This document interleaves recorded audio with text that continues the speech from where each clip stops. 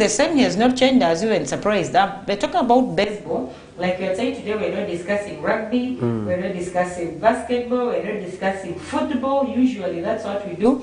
Today we are on baseball and softball. It's a very interesting game. I think it's a game that has innings where other people that are out and others are in the pitch, and then yeah, you keep changing. I'm quite sure, Benson, you were very confused, a little bit and puzzled. I know you were not understanding a few of the things that were happening in the pitch, and yeah, that is very true. If you don't understand baseball, if you don't have any knowledge of baseball, trust me, you will stand there and look like you don't understand whatever it is that is happening there. But once you understand, once you have the skills of baseball, trust me, it becomes very interesting. You could even witness this when you told me, Vicky, I was there reluctant, like, should I go? Should I allow you go and do the show alone and all that? But then I remembered I had a few other engagements to do. So that baseball that is actually going down started at midday, I would say. Although it was earlier communicated that it was supposed to start at 9 a.m., it started at midday, and it's going on up to 6 p.m. That was the information we got. There are 3 teams. We left the kids playing in their game, and then after the kids, there is the ladies team. They're called the Nile. They're all Nile Hammers. The ladies team and the male team, and then in between there is also the veterans. Where I think I feature. In the veterans, we have old players that I initially played baseball those days when it was first introduced in Arua and all that. So it's quite very interesting. We'll do all the compilations at the end of the day, and of course give you a full update of whatever is going down there on Monday. And this is a yearly event. Today the vibe was very little, but we are waiting to see the tournaments that will come through from next year. We'll be giving you the consequent updates, and we pray that we'll be pushing these games nearer town, because Ombachi is very far. We'll be pushing in these games very near to town, and be able to make sure that the publicity, the visibility, and the understanding is all there. Yeah, Susie, this one goes direct to you. What actually inspired you to join baseball? And at the same time, the founder of this baseball club, Nile Hammers, is actually the man you mentioned. Alan Omar is the one, and they are having so many sponsors. And right now, you go to St. Joseph's College, Ombachi, you really see that the beauty is flourishing all over. And you did tour a lot of places in the country to the extent of reaching up to Nigeria. I think the game of baseball should be something very, very interesting.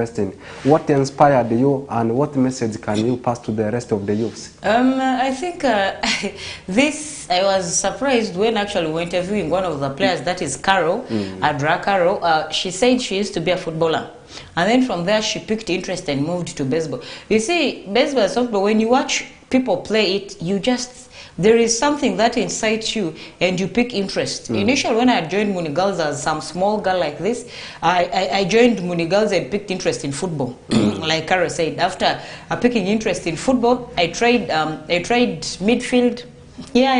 There was some girl who gave me Ngwara. I stopped. I came to goalkeeping department. From goalkeeping department, you went to fan section. My hands. There was also a girl who gave me some jet like this. I just surrendered football and became a fan. A fan. After being a fan, you are now a sports analyst. So from there, that is when now the likes of Alan had come to Arua, and they were in Ombachi, and then they moved to Munigals. That was 2014. I don't know where you were during that year. You should have been in primary. That year got me in senior 2. It got me in senior 2. 2014. Okay. I've loved the way how you have described the journey in football. You started it from the striking line, coming to midfield, to the goalkeeping department, to the fan section, now sports analyst. I think after here you want to be going, and maybe to a court, I don't know. No, I will remain here, the sports bit of it. I think, during that time, Benson, that was not 2014, it was 2004. 2004, 2005. Yeah, Okay. around that year. So you can count down. Those are like, that's why I said it has been over 10 years since I saw Alan, and he has remained the same. So basically, I think at that time around they were introducing baseball and softball. Baseball was in Ombachi. Softball was brought in Monigals because it was usually then that the softball was for girls and then baseball was for boys. I don't know if you saw the two balls. The one these kids were playing was green and it would bounce. That ball is soft. I don't know if you got a touch of it. That's what they used to give to the girls to play. And then the baseball is the other white one, which was hard a little. I saw you doing that hard one. Yeah, baseball and softball, yes, they are like brothers and sisters. Exactly. So these days, it is now that they have incorporated the two. You find a lady plays both baseball and softball. But those days when we were first learning this, baseball strictly was for boys, because if you look at the speed of pitching, so it was, they felt the ladies needed to be sidelined a bit and all that. But now, it has been merged and mismatched. It has been merged together. So now you find a lady taking part in. That's why even in the interview of Carol, she told us she plays both baseball and softball. So it's quite a very interesting game. I don't know, if we had the equipment, I would incorporate you into the game. You'll find it very interesting. And the game doesn't need fear. Because you see how you're catching the ball and then throwing it and all that. So yeah, it's very interesting, and the beauty is at Ombachi. It's true. Normally, as the Western Nile Television soccer pundits or sports pundits, we give you a lot in the variety of sporting activities. We sometimes talk about cricket, and in the last few days we have been discussing cricket cranes and the Victoria Pearls. And right now, they also, for a game, I am talking about the Victoria Pearls taking on Tanzania. There will come a moment we also discuss basketball. And Susie, there is one thing challenging, very, very challenging to the most of the sporting activities we have in the country, in fact in the whole world. You take a look at the number of football clubs we have in the region, particularly Arua City, so many of them. But you talk about baseball and softball, I think we only have in Nile Hammers. You talk about basketball, we only have in one club. You talk about rugby, we only have in one. I think this one is a plus to the rest of the people to see that they come up with so many clubs as far as the other sporting activities are concerned. And at the same time, you have mentioned some of the schools. You talk about Muni, you talk about Mbarasini Secondary School, not forgetting about St. Joseph's College Ombachi. These are the schools always known of producing a variety of sporting activities. That's why when you talk about volleyball, most of the people's mind will think about Mbara SS. You talk about baseball. There is a volleyball competition that is coming in, I think at Wambe Health Club and the media team. Since you're in the media team, I don't know if you're a volleyball player or many people even there in the media team that play volleyball. I know volleyball very well. Hassan, I don't think. Suso, Owen. Suso, that one, Food has finished him. And when you come to Kiminas, Food has also finished that one. And then TOK just runs around anyhow. Who else do we have? This other Patrick guy. Patrick only knows football and making noise. Others are known of making noise. Others are known of making noise like who? By the way, viewers and listeners may think that all the sports pundits, they know how to play football. They actually know how to play all these sporting activities. That is the truth. But we can tell you, to be open, some of us even don't know how to kick the ball.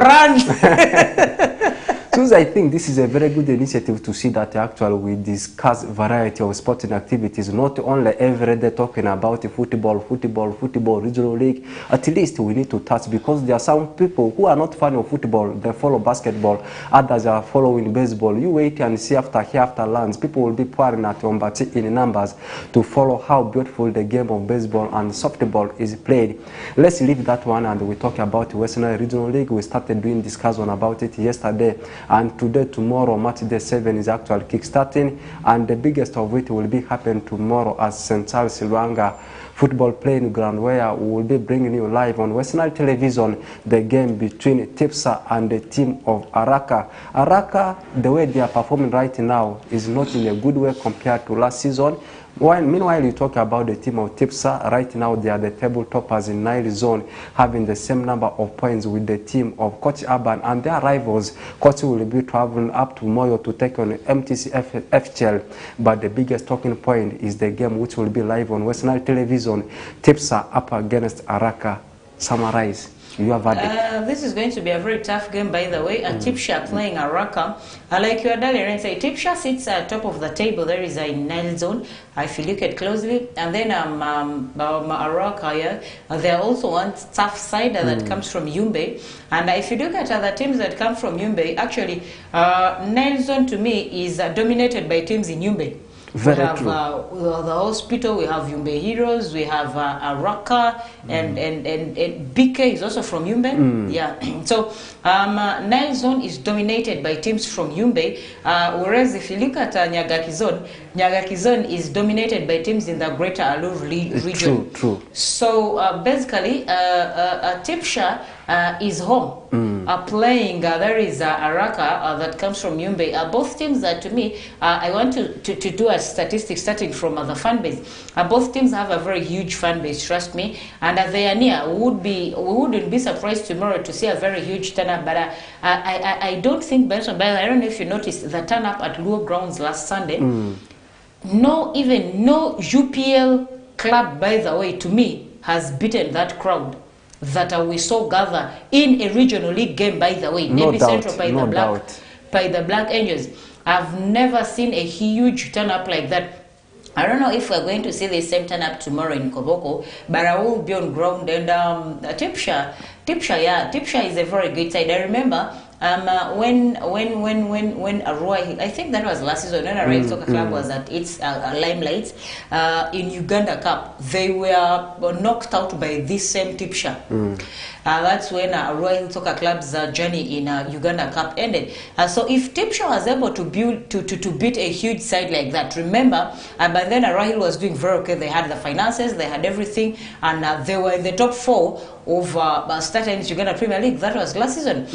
So basically, to me, Tipsa is a good side, and secondly, they will be playing home, the 12-man squad. So trust me, I don't see Tipsa losing out all the 3 points to Araka that easily. And unless otherwise, I think maybe if a draw will come up, it will be a draw. But I am seeing a win for there is the team Tipsa, and I don't see Tipsa losing out all the 3 points to there is Araka that easily. Trust me.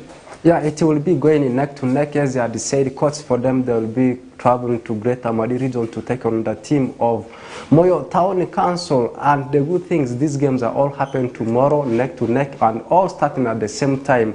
The game between Coach Urban and the team of Moyo Town Council, and also at the same time the game between Tipsa and the team of Araka. And the Araka, like you have just been discussing, the way they are performing right now can't be compared to the brilliance, dominance they had last season. And I've loved the observation you have been actually doing. Most of the teams that are coming from Nile Zone, 70 to 80% of them, they are coming from Yumbe DFA. Around 7 of them. Meanwhile, Arua is only having 1, that is Dauda Machako. You talk about Koboko. Koboko at least is having 3. Nya is one of them. The Tipsa we are discussing right now is one of them. And then Koboko you have mentioned. And then you talk about Moyo is only 1. There is only 1 team, Moyo Town Council, and 1 from Ajuma, and that's Ajuma Town Council Football Club. Meanwhile, in Nyagaki Zone, 9 of them, they are from Greater Alur region. You talk about Pakwati having 2, you talk Pakwati having 3, you talk about Nebi, you talk about Zombo at large. That's not the only game to be played today and tomorrow in Western Regional League. We need to also give viewers the other fixtures to be played. Paida United today at 4 p.m. they are having a game with Nyahama. Meanwhile, Arua City is traveling to Pakwati to take on Pakwati Super Eagles, and Paida Black Angels is having a date at home up against Pakwati Youngsters. Meanwhile, Yumbe Heroes in Nile Zone is taking a trip away to Koboko Rising Stars. Koboko Rising Stars recently they were accumulated 6-1 by Odamachako. And then BK City, you can call them. Barkala City is having a home fix up against Odamachako. And last year, Araka is taking a trip away to Tipsa. And then taking a look at the games to be played tomorrow, Pajobi is having a date with Nebi Sendro as the Sendro travels away to Kuluva Rainbow. And Alpha will have to maintain Pandura as they take on Padera Rising Stars. Meanwhile, Kotsi, as we have just said, will be traveling to Moyo to take on Moyo Town Council, and the Nya Youngsters of Koboko will be staying at home to take on Yumbe Hospital. And the last game to be played in match day 7 is a game between Total FC and Ajumani. Suzy, another interesting fixture is yesterday we spoke a lot and we discussed a long about the games to be played today. At least I want us to maybe pick 2 to 3 games and we discuss about them. Alpha Rising Stars up against the team of Padera Rising Stars. Alpha Rising Stars, most of the people, they know how of late they have been performing. If you have been following West Nile Regional League, more especially in Nyagaki Zone, the recent game they played, the last 2 games, all defeats on their side. Before losing to Nyahama, they were beaten by Kuluva. Now returning to home, will it be the time for them to bounce back? Alpha has a lot of issues that we are not understanding as outsiders. I think Alpha has the issues from the top management to the coaching department, which now is affecting the players. True. If you look at the squad of the players that Alpha Rising Stars has, you fail to even you fail to pick out around 5 players that played in 4th division that now is currently in regional league. I don't think even there are more than 5. The guys that worked so hard, that worked tirelessly, you'd see there was teamwork, there was that fighting spirit in them and all that to push. There is Alpha Rising Stars. Their problems are not even financial related. I doubt, and I'm one person who can never accept if there is an issue arising from Alpha Rising Stars. I am one person that will never accept an answer that is related to finances. Because I talked to one insider and he told me there are a lot of revenues put on those units, on the timber, and on those heavy trucks that are packed and all that. There is some little bit of revenue that is levied on those people that goes to support the club. So if someone would tell me the problems that Leah at Alpha Rising Stars is financially related, trust me, I will not pick that answer. So to me, I think Alpha's problem is in the top management, and they need to sort out very quick. They need to sort that out very quick before it deeply eats them up, because the tables are taking shape. You're not winning games. People, a club that everyone is beating. Look at Nyahama, sincerely. Look at Kuluva, sincerely. Kuluva picked, I think, their first win on Alpha. And this is Kuluva who has been beaten. Every other club knows when they're playing Kuluva, they're picking 3 points. They even first bagged the points before the 90 minutes. And Kuluva was seated down there together with Nyahama. They were doing this, oscillating. So this is Kuluva that you allow, for now, okay, if not experience-wise, before Kuluva beat Alpha, I had rated Alpha far much better than Kuluva. It's true. Financial-wise, player-wise, organization-wise, and all that. But they just made my comparison sink like that. So basically, I think Alpha has a deep problem that is eating them up, not financial related. And in this game, initially they thought their problems were the coach, Adiga Morris. When they chased him, they lost. I don't know what that time around, what they blamed. Because initially all the losses, they were tying the cross on Adiga Morris. And they sacked him when he left. The next game they played, they were actually beaten. And I was wondering where now the problem was coming from.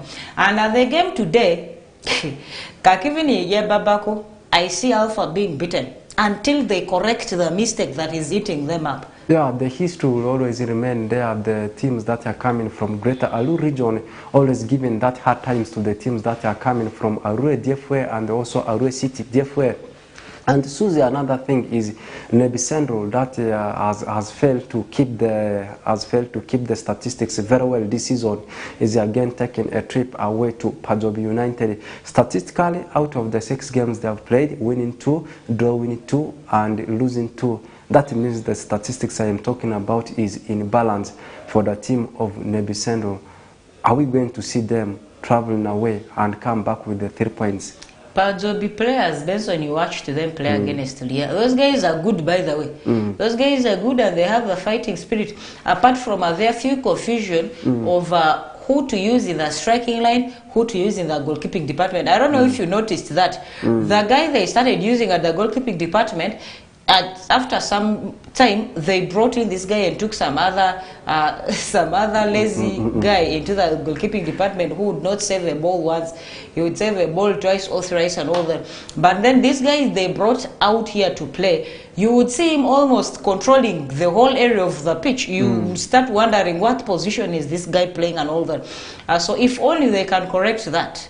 Trust me, Pajobi is a good side, but Pajobi will be home and Nebi Central is traveling. Nebi Central the other day was beaten in their own homes by the Black Angels 2-0. Other side that has been coached by Olema Hamza, a formerly coach of Arua City, and then he is I think the owner of Queens, West Nile Queens. I don't know if you know that there is a ladies football West Nile Queens, yeah.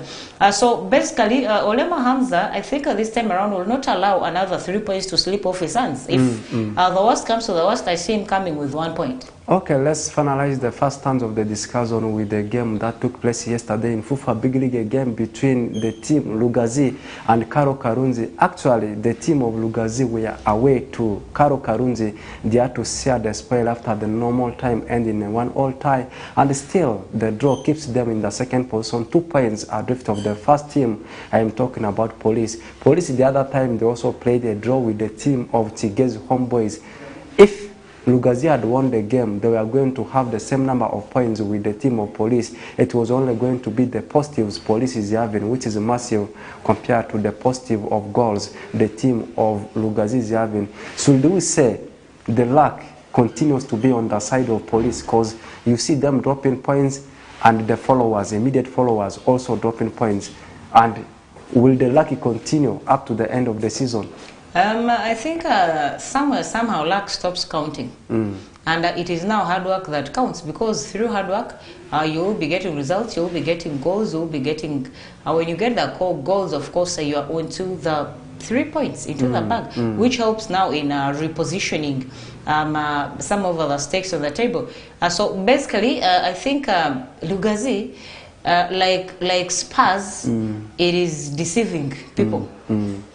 They will be there, yes, for some time, but in second round, that is when we'll start saying who owns which position, who is going to remain in the league, who is going to leave. So I think Lugazi being up there, they're just Ikiluba, Milendi, but after a certain time, you'll see them sinking, getting back to their real position. Lugazi, I don't see them remaining up there. Okay, we are yet to go in for a break, and we'll be back shortly talking about the game Spurs played yesterday, beating Nottingham Forest. Now they're in the 5th position with 33 points, and Manchester United is taking on Liverpool. Chelsea also having a game, not forgetting about people's Arsenal. There are some people who are following Spanish La Liga, others are following Paris Saint-Germain. Juventus also had a game, and German Bundesliga, we always talk about it.